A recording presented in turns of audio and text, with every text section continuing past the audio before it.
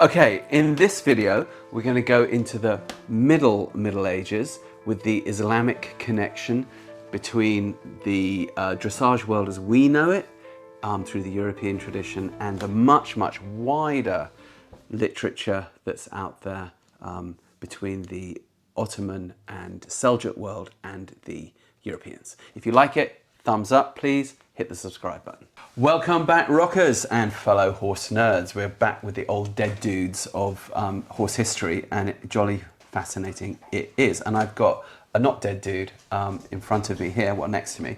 It's my mate Phil, what used to be a professor at the School of Oriental and African Studies in London, also New York University and Warwick. And he has delved into the fascinating rabbit hole of what was going on in the Islamic world during the Middle Ages, and why haven't we got texts, we horse nerds, from that kind of classical time to the Renaissance? Where is it all? Well, Phil's going to tell us. So welcome Phil, thanks for coming back. Tell us all about it. Thanks for having me on again. Can I start with a tiny shout out to a colleague, a fellow horstorian? We like shout outs. Horstorians. A horstorian. Horstorians, indeed, we like this. Because I used to be a lecturer at SOAS and some other places for over 10 years. I've now branched out into other things and stuff to keep my horse in, oats and whatever. But there are all people, legal, yeah. all legal. But there are people who do this full time. I'd like to draw to your attention to actually one historian from the Netherlands. That is Hilke Hettema. Ooh, Hilke. H-I-L-K-E. H-Y-L-K-E. H-Y-L-K-E. Hettema. Hettema. Who, together with two colleagues, runs a blog called Remembering a Desert Horse. And Remembering a Desert Horse. And she is currently doing a PhD on the cultural history of the Arab horse in the Middle East. And that's a blog, is it? Yeah. Okay, so if we type that into our Google feed, Remembering a Desert Horse. Remembering a Desert Horse, you'll come there. Sounds like more nerding out for all of us to do. Excellent. She has the time and she's got the nerves to do actual historical scholarship on this. I do this mainly to keep my own horse happy, which is basically a medieval North African war horse. He's got a barb. Yeah. That I ended up with. And it's a cool pony. Yeah. All right, so let's dive in. What is going on in the Islamic world during the Middle Ages, and why has we not heard of it? There is a lot of writing going on compared to medieval Europe in the Islamic world, because writing and going down and writing a book as a normal person is just more normal. We mentioned the term of adab, which is the idea of being well read. A-D-A-B. A-D-A-B, well read and well written. You read, you write yourself. A man of letters. A man of letters. You are a woman. Yeah, there are women of letters, and not so few of them actually. Cool. And it's perfectly normal for a knight to sit down and write a book on whatever he fancies, really. We mentioned Usama ibn Monkeith, who writes an autobiography. Check out our previous video on that. He is an amazing dead dude. You want to know about Osama. He gets up to all kinds of bad boy stuff. Indeed, and you also go around and write books on horsemanship, on Furusiyya. We also introduced that in an earlier video. Tell us what Furusiyya means and spell it for us, please. It is spelled F-U-R-U-S-I-Y-Y-A. It comes from the Arabic word for horse, faras, and it's matters pertaining to horsemanship, and in turn it comes to mean chivalry and things connected to chivalry, and it becomes a genre of writing of which we know around about 50 surviving manuscripts in Arabic. There are a couple of more of them in Persian, and most of them haven't been translated. Why haven't they been translated, before we go into what's in them? Why do you think that is? Because it is a terribly niche subject. You need to be an Arabist and a horse person to not only translate it, get the language right, but also get the technicalities right. I think I also need to meet this head on. The horse world in Europe, let's face it, it's been pretty racist over the centuries, because it's been, largely something from the colonial ruling classes. And so there's a Eurocentrism of their thinking, well, it must have all started with us, right?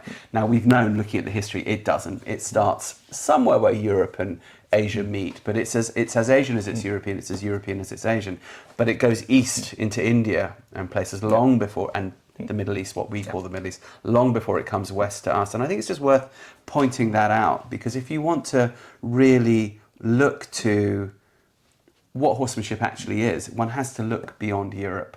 And this came as a revelation to me, because I was never given that information growing up, but that's what these types of old dead dude channels are for. Yeah. And I wouldn't have picked it up as an ordinary horse person in the Western European mold. And then I studied Arabic at university, and being a horse person, I thought, what do my old dead Arabs say about horses? And that's how I came across it, by chance. And it turns out they say a lot, go figure, because they've got great horses, right? So what do these texts say? Take us through some of these texts. In our previous episode, we talked about some of the old Greek texts that come into Europe, the so-called Hippiatrica, that are a lot about medicine and farriery and bitting, about what kind of bit you put into which sort of horse's mouth, looking into the horse's mouth quite literally. And the Furusiyya works have a lot of that too. So there is Greek influence, and there is also some influence from India, because there are texts in India that have survived, that have similar information. And then you got bits on not so much training horses, but you get this kind of really annoying gap between the how you make your foal sort of suckle right, and then what you feed him when he's weaned, and then it comes a bit of a gap, and then you ride him. And there's a lot about cavalry maneuvers and about exercises that you have to do to be okay on the battlefield. I've got a theory about why there is this gap, because I think we see this same gap in European literature. Like, for example, we know that people like La Guérinière were going forward to France in the 18th century here, is talking about things like in handwork in a really cursory sort of no, and you do that stuff, and then you go on and write. And reading between the lines of that, of course, the people that wrote these books, whether they were Islamic or whether they were European, were gentlemen of means, and they did not stoop to the early training of the horse. What is called in French the débourrage, which is that we all do it. It's getting the horse started basically and doing all the early education. They had armies of grooms to do that kind of thing, and they expected them to work them in pillars and work them around central pillars and teach them the lateral work. But so that by the time they write a book, they sort of start at point 50 instead of point 1 where we all want to start. Don't you find that there's this kind of gentlemanly gap? I can't really prove it with sources, but so from the ethnological evidence, I would say there is something to be said for some kind of unwritten stable culture or groom culture that comes before the culture of the débourrage, that is done in a sphere where people don't write down so much, where it's more passed down orally, and we do this because my great-grandfather told me to do this, something around that. It's sort of like the master falconer to master falconer, because in those old falconry texts too, it often tells you how to hunt with your hawk, but not really how to train the hawk, because presumably there's a dude in the castle who did that for you. Quite similar, and the comparison is good, because the people who were doing falconry were also the people who were doing the horsemanship in many cases. However, where we go there with the Furusiyya books, when they actually start to tell us something, I've been fascinated by some of the illustrations in there, and which you can find. Simply go to the Wikipedia article on Furusiyya. Wikipedia Furusiyya, spell it one more time for us. That is Furusiyya. Okay, Wikipedia. And it has, you can say what you want about Wikipedia, but it has good illustrations from some of these illustrated manuscripts. And you get diagrams of what you are supposed to write. There's loads of diagram does. Because we realize, hey, I've seen these diagrams before. They are very similar to what you see in Crisone, Corte, Pignatelli. Okay. There is a lot said about riding on straight lines, alternating with riding in circles. Bigger ones, smaller ones. Exactly, and you do that very often on a maidan, on a square, on an exercise field. And you do that in squadrons. And you peel off from the squadron as a single rider, perform an exercise, join the squadron again, or you peel off two riders chasing each other, trying to hit each other with a lance, obviously in training, blunt training lances, or hit each other with javelins. and going circles around each other, literally. Running circles around your enemy. That's what they seem to be about. So the idea is, I think this is where we get the passade from, which you see coming up in the Renaissance literature, and then you'll find it still performed down in Portugal and Spain today, and in Western writing too, the rollback. Yeah. He's after me, I'm going, oh shit, I'm getting away from him. He's got a lance, my back is exposed. I got, oh man, I got to get around behind him. So I've got to do basically a half pirouette, but at speed, and go zoop around him. Ha ha! Now I've got you. And we need to train these sorts of things, and it does seem that a lot of those early texts, that's kind of where it's at. Yeah. It gets even better because there are people out there who have tried this out. Just a couple more names. There is someone who you can find on YouTube who has videos. That is Jennifer Jobst. Spell her, Jennifer. We can spell Jobst. Jobst. And spoiler alert, lads, we looked her up earlier, and she turns out to live in Austin, Texas, where we used to live, with the jousting community there. And jolly interesting stuff they seem to do. Tell us about this. And she has done great work on one Furusiyya manuscript, which is called Nihayat. How do we spell this? That is super difficult, and I don't even know. I forgot what it means. Nihayat. Nihayat. Nihayat. Slower, my friend. Oh, dear, sorry. N what? Nihayat.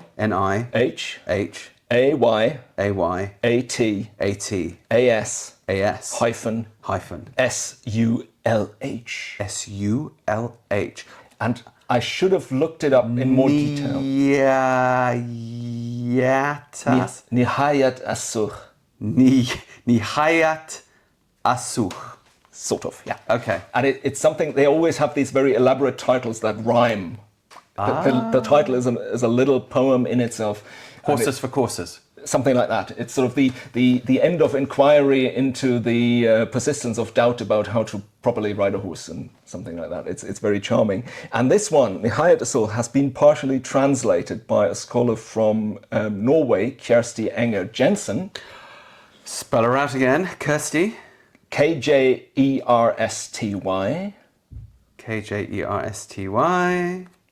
New word, Enger. Enger. Yeah. New word, Jensen. Jensen. One S, not two S. Yeah, one S. Jensen. Okay. And that is available as a PDF, and you can put a link in the show notes. We've got some rabbit holes, lads. Yeah. All right, great. And so there's material out there by people who have tried this out. I have tried this out too because... But what's it say in this book? It says, very, very simplified, right away from the squadron, do these evolutions, turn a circle left, circle right, straight and back to the squadron, and hold your lance, and then it talks about different lance rests. And it gives them names. It gives names like Yunani, the Greek, or Khorasani, which is sort of the Central Asian way of holding it, which means of to the right of your horse, to the left of your horse. And it's very interesting to try that out because it gives you basically, or very similar, movements and exercises to riding with a garrocha. Now, let's go to the garrocha in a minute. I'm presuming all of this, like most of the riding at this time that's military, is being done with your left hand with a curb bit so that your right hand is free for the use of these weapons, right? Do they say anything about the contact of the hand? Hardly. It's frustrating, isn't it? It is. Why? Why don't they tell us? Yeah. What, if anything, what do they tell us? Having said that, I mean, I haven't gone through all the 50 or more manuscripts that we know. You haven't? I haven't. Well, good Lord, sir. Get reading. Absolutely. At the day has only 24 hours. It's tragic. But we just simply don't know enough yet. And I'm hoping for people like my colleague Hilke Hettema to devote more time into reading what's actually in there and go through all the details. Because it is interesting to me, when you get to sort of the 17th and 18th century texts in Europe, they do really start telling you this kind of thing. But up until that point, not so much, yeah.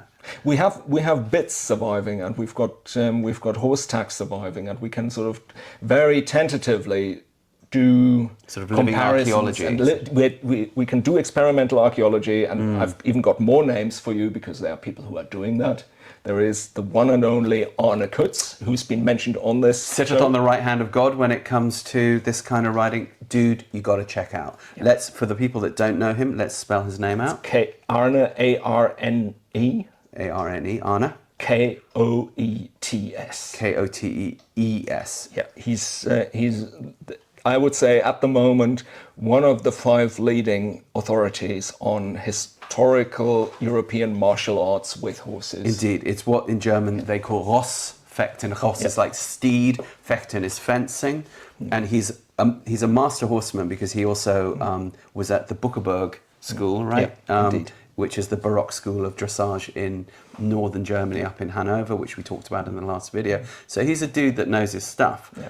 And he is indeed recreating all of this. So maybe we need to have him on and have him do the explanations. But is he inferring it from the bit and his own experimentation, or is he finding it in the text that say, no, hold your hand like this? There are texts, but as we said earlier, for the medieval period, there are way less texts, and you're relying on trying things out. And so there are these people who have recreated the bits. Sometimes they're using originals, sometimes they're using reconstructions. And when you put that into the horse's mouth, it will react a whole lot differently from when you just have a modern snaffle or a modern curb, and it will tell you something.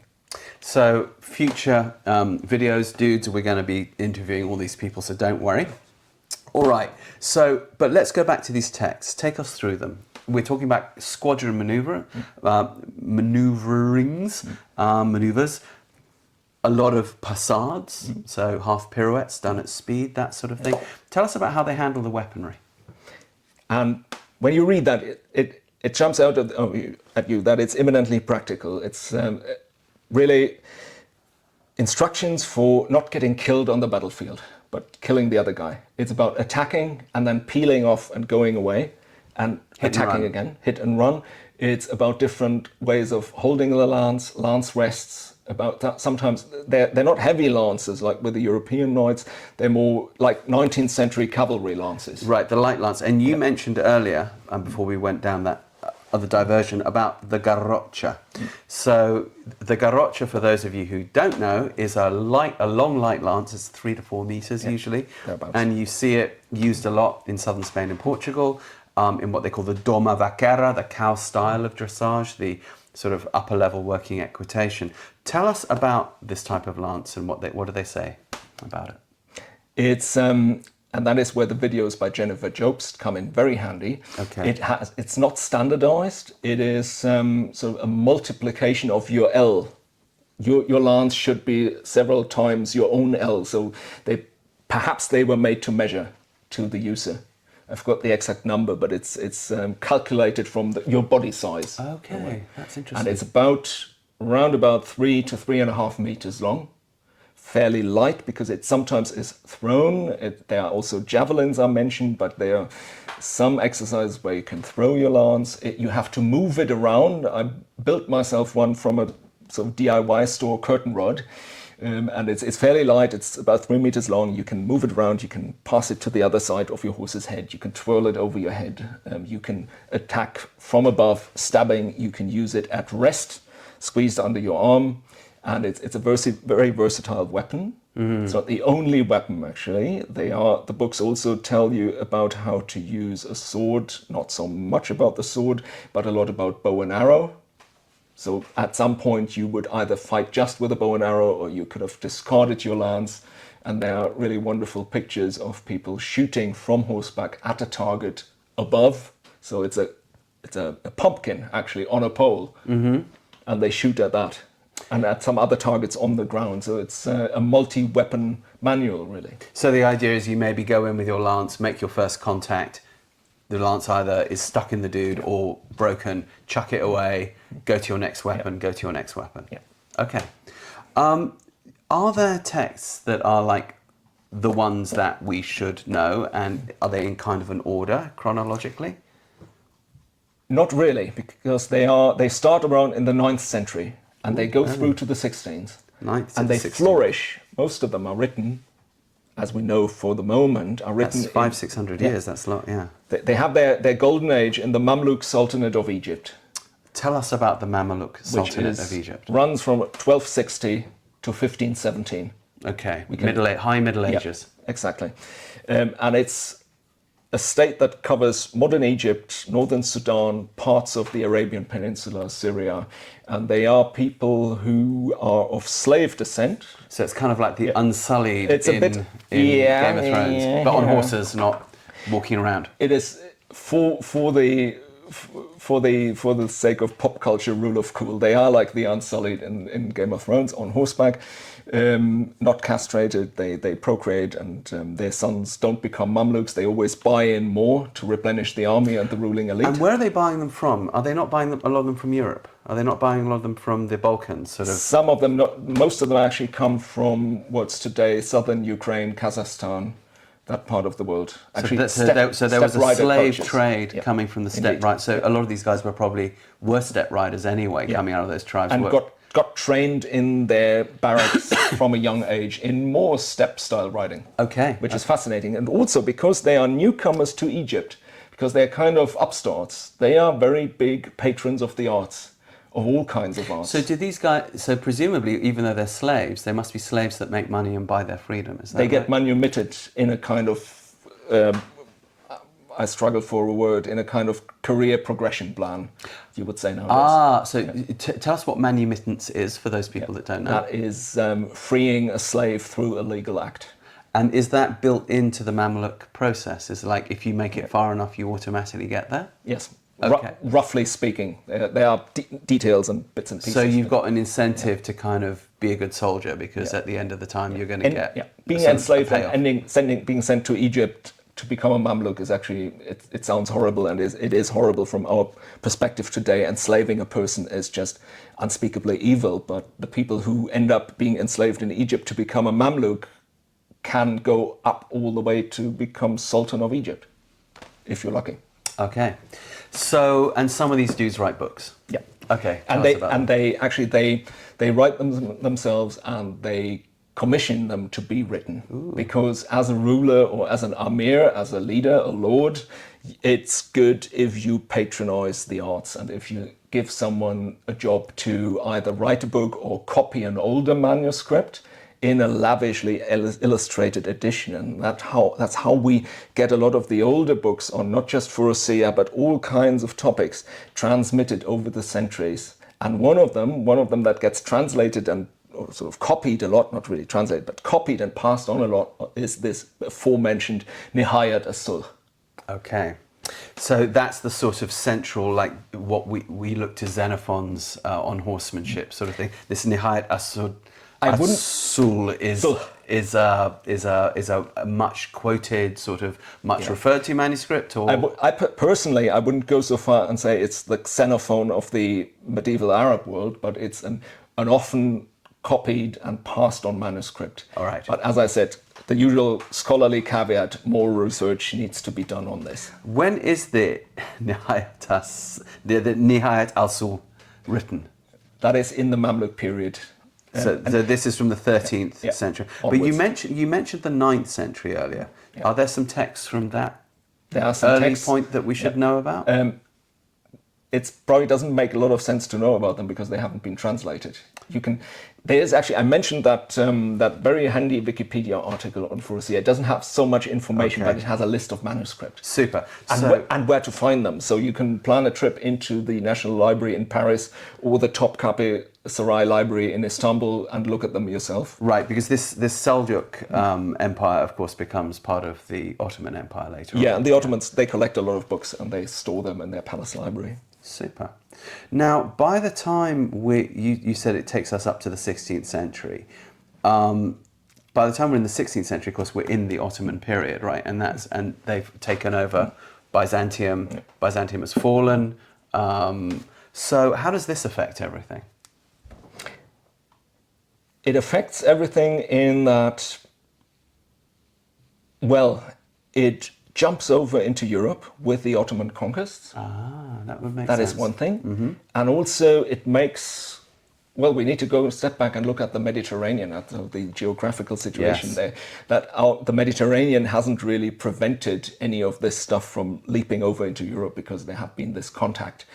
all through the centuries, the Ottoman conquest intensify the contact, but they're not the first time period where there's exchange between the Islamic world and Europe. Right. And there's the Ottoman world in the Eastern Mediterranean, branching out west. There's a very old zone of contact between North Africa, Sicily, southern Italy, and obviously you mentioned it earlier in previous videos, the Iberian Peninsula. So there are these three hotspots where they, in a way, link together. So let's go into some of these hotspots, because this is where it gets super enlightening for us when we're going to go into the Renaissance horsemanship.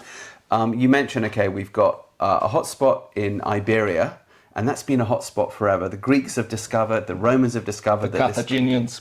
This Iberian horse, or Barbary horse, or both sides of the Pillars of Hercules horse. People are going to argue forever about whether the Iberian horse comes from North Africa or either way. But clearly there were Ibero-Celtic tribes in the area and Berber tribes on the other side on the African side. It's not much water. They're clearly in contact with each other. Then, as you say, we've got Tunisia, Sicily, South Italy, and we've got the Eastern Mediterranean. All of these are points of contact. And we were talking about the garrocha earlier. Of course, this work with the light lance still goes on in southern Spain and Portugal. We see all those lovely garrocha displays, but they also raise bulls, not just cows. The garrocha keeps the bull away from you rather than a lasso to bring the cow towards you. So it's still a working tradition. And what's often not known is that this open range cattle ranching that still goes on in southern Spain and Portugal, that was exported to the New World and has become Western riding as we know it, also has a lot of its roots in the Islamic world. So I think what we should do now is let's have a break and then let's go into these points of contact in our next video. All right. Okay. See you on the next one, lads. All right. So if you enjoyed this, please like it. Hit the subscribe button. That subscribe button, I've started doing it for other friends of mine who've got podcasts. It does actually make a real difference to the algorithm. So please do that. There's also a thank you button. If you want to pay for Phil's lunch to come here, it would be very, very helpful because then he might come back and enlighten us some more. So if you can send us a couple of bucks there, that helps us get the work done. And you'll see down below there's a free intro course for our Helios Harmony, how to train your horse and have a lot of fun doing it, you and your horse together. And if you want to come play with us and our ponies, really our ponies, not us, do send us an email. You'll find the link there and we can make a plan and get together and have fun with horses together. All right? Okay. Until then, see you on the next one.